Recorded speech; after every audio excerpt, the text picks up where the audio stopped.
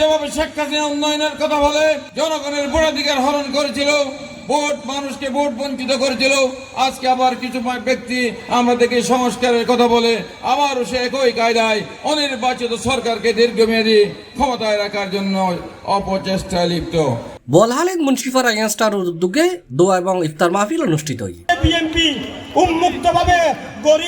মার্চের 25 তারিখ মঙ্গলবার উপজেলার ঐতিহ্যবাহী বোরা মসজিদের পশ্চিম পাশে মুন্সিপাড়ার টেকালাহা সংগঠনের সভাপতি হাসান চৌধুরীর সভাপতিত্বে প্রধান অতিথি আছেন চট্টগ্রাম দক্ষিণ জেলা বিএনপির সাবেক আহ্বায়ক আলহাজ আবু সুফিয়ান, শ্রীপুর হরণদ্বীপ ইউনিয়ন বিএনপির সদস্য সচিব মোহাম্মদ এমদাদ আনসারী ও উপজেলা স্বেচ্ছাসেবক দলের যুগ্ম আহ্বায়ক এস এ রাসেলের যৌথ সঞ্চালনায় অতিথি হিসেবে উপস্থিত আছেন আলহাজ ইসহাক চৌধুরী, হামিদুল হক Mannan chairman, Wahidul Alam Wahid, Nurul Amin, Mohammad Abdullah, Mohammad Mahmudullah, Mohammad Shah Alam, Mohammad Abu Siddique, engineer Tarique, কবিলউদ্দিন, Babur, Mohiuddin, Saiful, Jasim member, Nurullah, Mohsin কুকন সহ আরো অনেকে। এই সময় অন্যান্য মাঝে উপস্থিত আছেন দিদার, মঞ্জুর আলম, ফারুক আজম, মাহবুব আলম, মাওলানা সেকান্দর, মোহাম্মদ মিয়ে, নুরুল আফসার, সেলিম মোল্লা, শহীদুল্লাহ চৌধুরী মানিক, নূর হোসেন, সেলিম, রানা, ইলিয়াস, মুক্তার, আরিফিন, রিয়াদ, জুবাইর, রেহান সহ ইয়াংস্টার ক্লাবের সদস্য।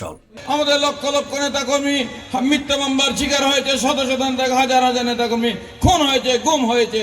ক্ষমতায় যাওয়ার জন্য নয়, বাংলাদেশ জাতীয়তাবাদী দল ক্ষমতার রাজনীতি বিশ্বাস করে না। জনগণ যদি দেশ পরিচালনার দায়িত্ব দেয়, অতীতের অভিজ্ঞতা থেকে আগামী দিনে যে বাংলাদেশ, যে বৈষম্য বিরোধী বাংলাদেশের জন্য আমাদের ছাত্র জনতা রক্ত দিচ্ছে, সেই বাংলাদেশ ইনশাআল্লাহ জাতীয়তাবাদী দলের নেতৃত্বে জনগণের বাংলাদেশ, বৈষম্যমুক্ত বাংলাদেশ ইনশাআল্লাহ প্রতিষ্ঠিত হবে।